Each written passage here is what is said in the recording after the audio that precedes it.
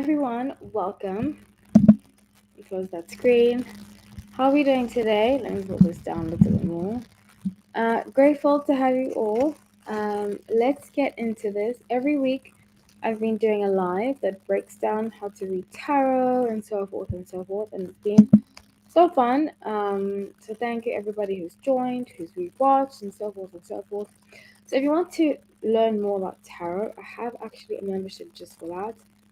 If you have any general questions, you want to make a suggestion for this particular live, um, and you just want like one-on-one kind of questions answered, then please become a member. It's $9.99 a month. As more members join, I will be starting a Facebook group. We'll do Zoom meetings and stuff like that. But I'd say we need a minimum of 5 people to make that happen, which is soon, but we need a minimum of 5 people to make that happen. We'll do like weekly meetings. It's gonna be so fun. Like I love doing this kind of stuff. And you really get to personally ask me questions one on one and so forth and so forth. So I highly recommend doing it if you're interested. Welcome everyone. I'm really excited to be doing this. So today we're doing how to shuffle and pull cards. So I've given a little backstory of me reading tarot. I've been reading tarot for almost 20 years. I can't believe it. I got my first tarot deck. I got the Rider Waite Tarot a long time ago, almost 20 years ago. I got it as a present. And actually, that was one of the questions somebody asked me. Does it matter who buys your first tarot deck? So if you have questions like that and so forth, ask me in the membership community tab.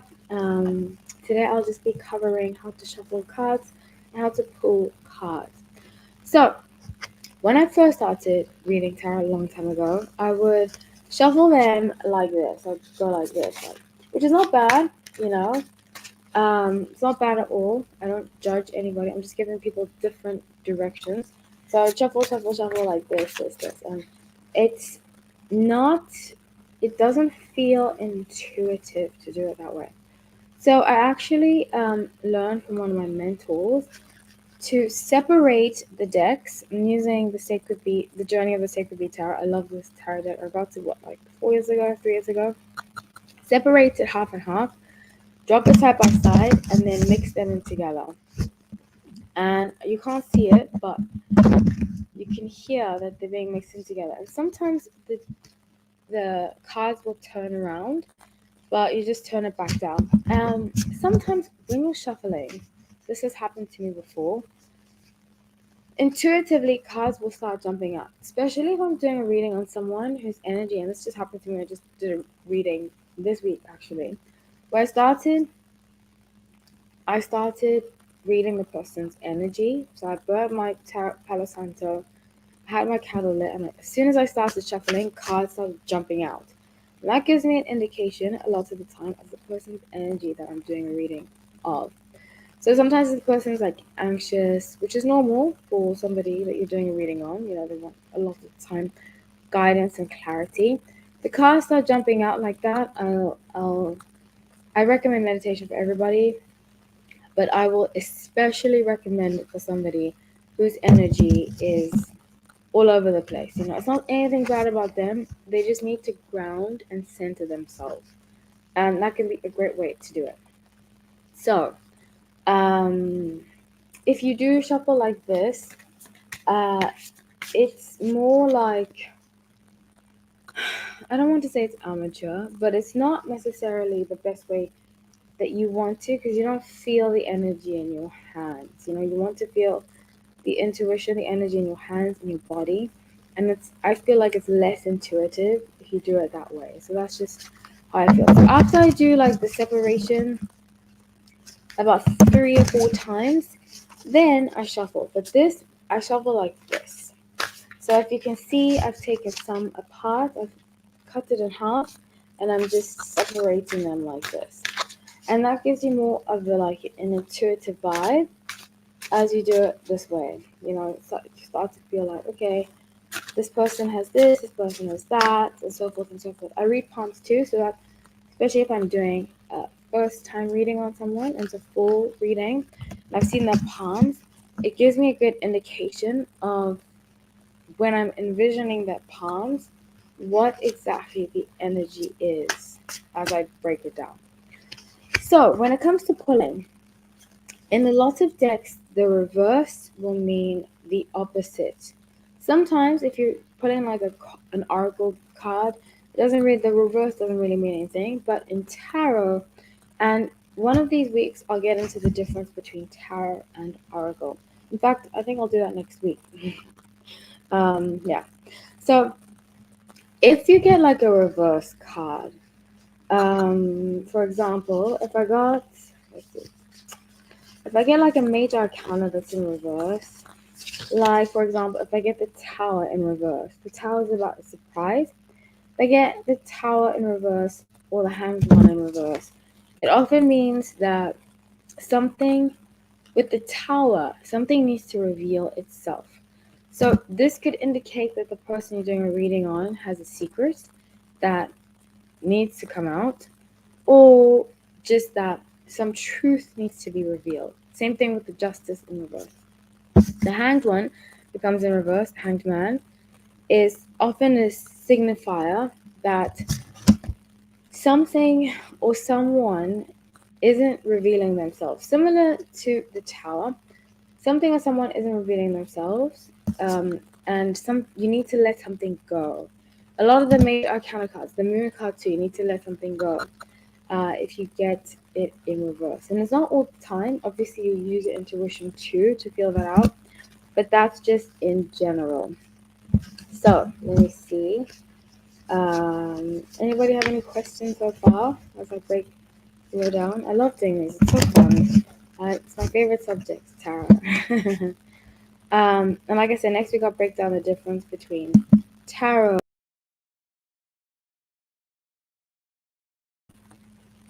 Sorry about that. Next week I'll break down the difference between tarot and oracle. So just putting that out there. So sometimes cards can be very big. Um, if you look at the difference between Lightyear's tarot and this tarot deck, this one is a lot smaller than this. So it feels in your hands, and that's when I come up with my tarot deck. I really want to have a tarot deck that this is this small, because although this is very pretty, it's sometimes hard to shuffle. So you have to have a good grip on your cards. Sometimes if you use oil, that's why I wash my hands before I start to shuffle. A lot of the time, I don't like to put on cream on my hands before I start shuffling, because it can really affect your shuffle. You want like dry, as much as you can, dry hands when you are about to shuffle. That makes any sense. Okay, let me pull this down a little bit. Just so that they don't fall out. I've noticed when I put lotion on my hands, when I shuffle, they'll be falling out, all that kind of stuff. So that's a little extra tip. Also, some of them have like a gloss on them, like this one, Crystal Magic, which if I have cream on, makes it even worse to shuffle because it's just gonna slip right out of my hands. So let's talk about pulling cards, okay? Um, I had this mentor that taught me that the more cards you pull, the less you're tapping into your intuition, and I really strongly believe that actually. The more I would say experience I get as a tarot reader, I need less cards. When I started reading tarot, I took tons of cards, and that's fine too, to find intuition. But for example, if you're sending somebody a tarot video or to tarot you're reading, and it has a bunch of cards, it's hard for the person to see. That's why I've minimalized, excuse me, how many cards I pull. So as I pull, I usually pull about initially 3 cards. So if I'm doing like a past, present, future reading on someone, I'll pull literally 3 cards, and then the bottom of the deck, which is just energy. And that will give me a good, using my intuition will give me a good feel as to how the reading is and how this person's energy is, and so forth and so forth. If I need to clarify, I usually just do 1 card, and that will help me clarify, top of the deck. Usually, bottom of the deck to me is energy. Now, there are some, like, you can look in the front of a lot of tarot decks and like the books that they give you, and they'll give you how to read, how they recommend that you read that specific tarot deck. I don't really follow them. One of my, excuse me, I'm just supposed to push the microphone. One of the creator of Moonchild Tarot and Starchild Tarot, she's so sweet. She sent me 3 years ago. Wow, I can't believe it. 4 years ago, a long time ago. No, 3 years ago. She sent me this book that she made, and I'm actually gonna write it down. If anybody's interested, it's a great book to read. I forgot exactly what it's called, but her name is Danielle Noel, and it's about reading tarot, and it's purple. And it really, really, even though I've been reading tarot for years, I loved that. I read a new book because I've read many, but this one was very concise, and it showed like different pulls and so forth and so forth. And it really helped me a lot. Even though I've been reading tarot for many years, I still read on new techniques and stuff like that because it's important. Especially if you love to read tarot, it's important not to have your ego involved. And if you need to update how you shuffle your cards and learn anything new, it's important not to have your ego say, no, I know everything. Because the world of tarot is so expansive, and that's what I love about it. There's just so much to learn. I'm constantly learning about it. So that's her name, and it's she's the same creator of the Moonchild Tarot, Starchild Tarot, and different oracle decks with Rebecca Campbell. That's actually how I discovered her, because I love Rebecca Campbell.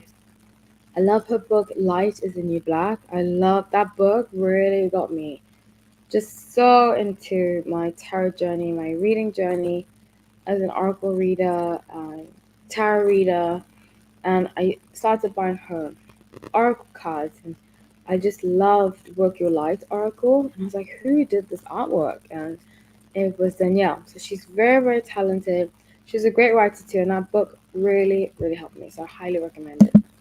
So sometimes, if I'm doing like a very big reading on someone, and sometimes it is difficult to pull energy from certain people, I will pull 3 cards per row and then the bottom of the deck to get their energy. So past, present, future. All in all, it'll be 10 cards, and that's a 10-card reading. And it's nothing, like I said, when I read my tarot, I don't like to have judgment. I don't like to have my ego involved. I'm just a medium for whatever messages need to come out. So I never ever have my ego involved at all, because I don't like to taint the person's energy, my energy, or the overall reading of the energy. I always like to come from a humble and nurturing place. And especially when we work with spirit, when we work with the angels, I think if you stay humble and you stay in a nurturing energy, it serves the purpose of the reading and the person who's receiving the reading. So I also want to talk about, I have this one of my favorite decks, the Lightseers Tarot, as I showed you guys before.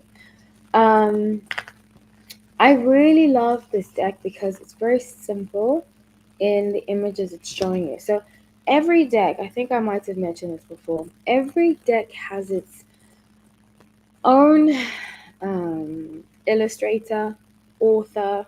Some are illustrators and authors, but a lot of the time the picture will give you the energy of what the author or the creator had intended for that to mean.